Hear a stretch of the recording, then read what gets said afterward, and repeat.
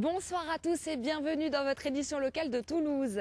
Nous commençons notre journal au Lido, l'école des arts du cirque, qui fête cette année ses 30 ans. Nous y reviendrons en fin d'édition.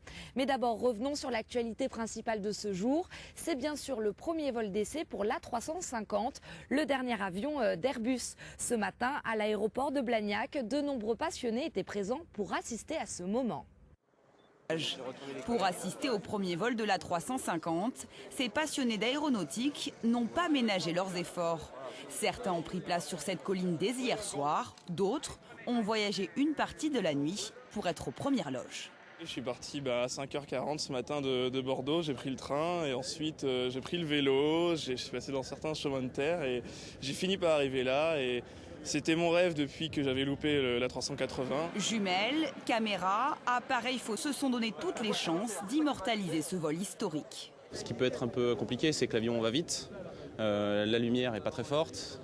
Faut pas louper, il vole qu'une fois, il décolle qu'une fois, il atterrira dans 4 heures à peu près. Donc on n'a qu'une chance. Le dernier né d'Airbus fait son apparition à 10h avant de disparaître dans les airs. Je suis content d'être venu, je regrette pas, même si pour certaines personnes qui sont pas averties, ça peut paraître si peu, mais moi j'ai apprécié. Quelques minutes de récompense, puis de nouveau c'est l'attente. 4 heures plus tard, l'arrivée de l'A350 est imminente.